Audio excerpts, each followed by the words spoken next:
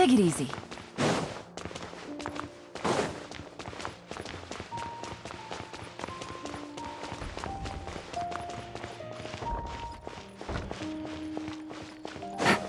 Take it easy.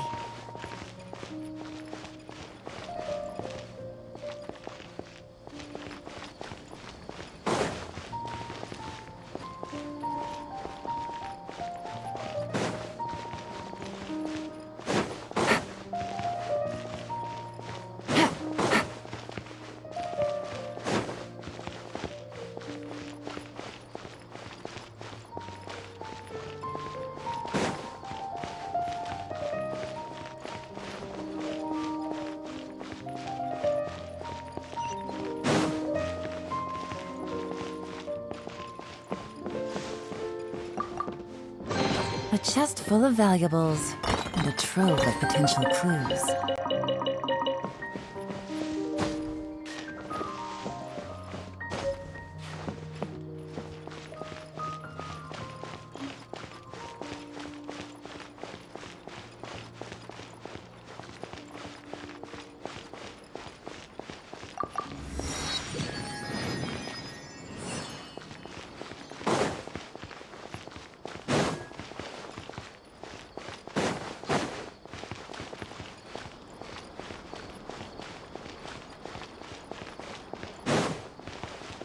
Take it easy.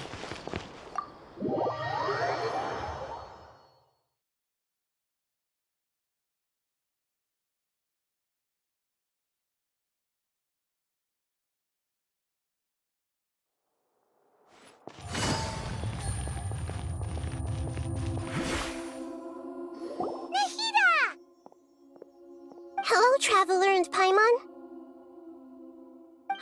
What a fantastic night! I'm still immersed in all the happiness and joy, like a candle floating on water. So are we, and that's why we're here to talk with you. Is there anything you want to know? After recent events, the Akasha can no longer function as it used to. I've given it some thought, and have decided to shut it down permanently. But this is definitely not a bad thing. Even from the beginning, I've been planning to shut it down. The Akasha's centralized administration of knowledge has always restrained people's curiosity and curtailed the number of paths available to them. I don't think this is good for Sumeru. Although people may initially feel a little uncomfortable with the loss of the Akasha, they will soon understand that this life is more suitable for them.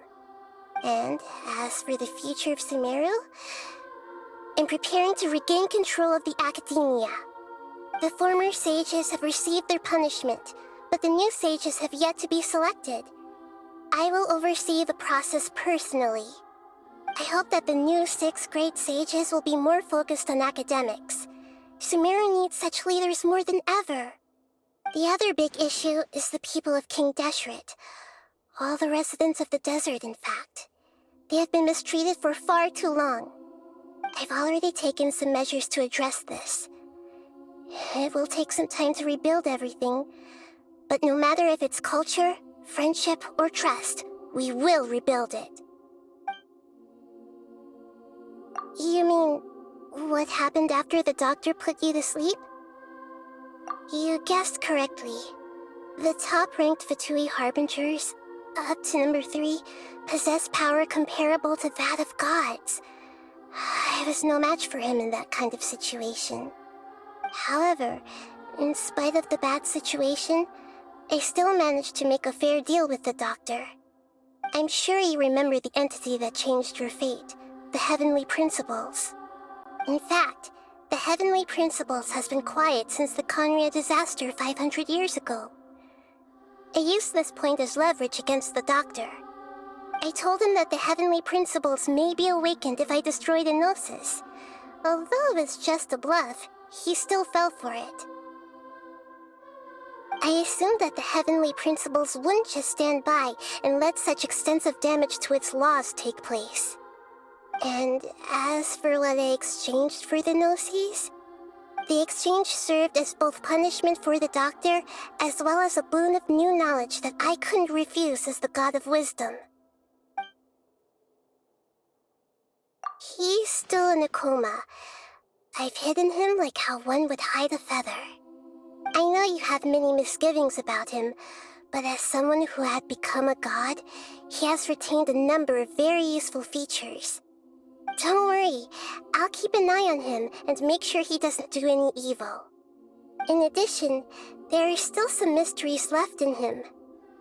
Some things may be very clear from my perspective, but he is still yet to understand them himself. His future will be determined by fate. Is that where you're headed next? Fontaine, the Nation of Justice? As far as I know, that nation operates on a judicial system. Does their Archon personally judge people? No, there's a Chief Justice in Fontaine. Generally speaking, the Hydra Archon, Focalor, won't preside over individual trials. However, even then, Focalor will still make herself present at just about every trial. It seems that she just likes to immerse herself in that sort of atmosphere. As Archon, she still reserves the right to influence the final verdict. Anyway, let's just say she's got, a very unique personality.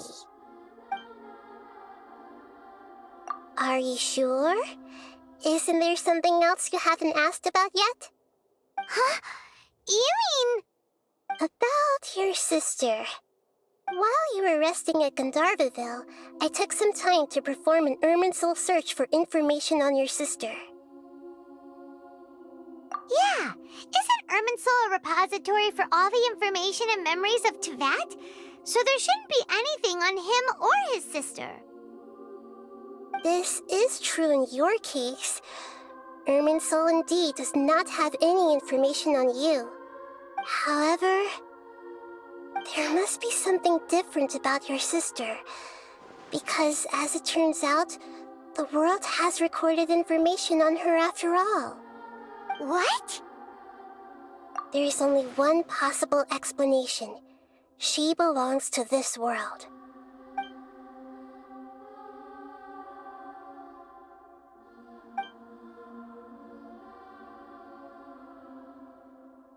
But nothing about this makes any sense!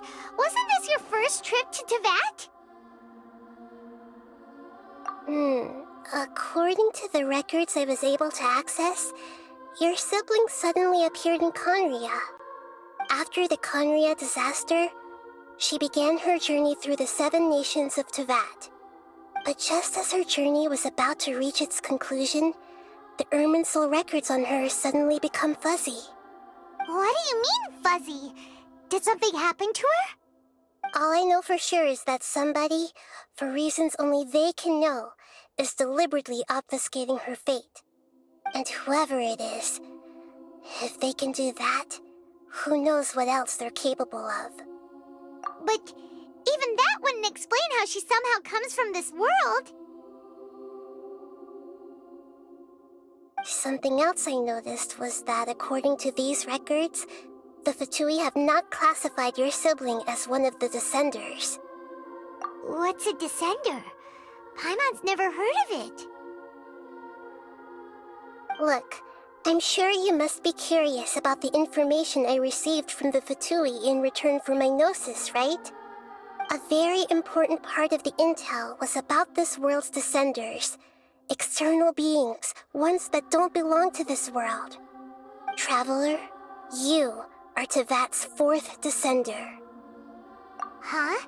So the Fatui count 3 other Descenders before the Traveler, and his sister isn't even one of them? That's right. My current hypothesis is that the first Descender was likely what we now call the Heavenly Principles. As for the other Descenders, I still need to verify their existence. It could take me some time. Paimon's head's about to burst from all this crazy new information. And yet, even knowing all this, I'm sure you must still have a lot of unanswered questions. I must say, I truly regret that I can't help you more as the God of Wisdom. There are many questions in my heart as well. I will need some time to go through each one of them. And soon, you'll also begin your journey anew and depart from Sumeru. I'm very interested in your future. It's a journey that can't be observed or recorded by this world. If fate is the ultimate knowledge, then your future will be the ultimate fate.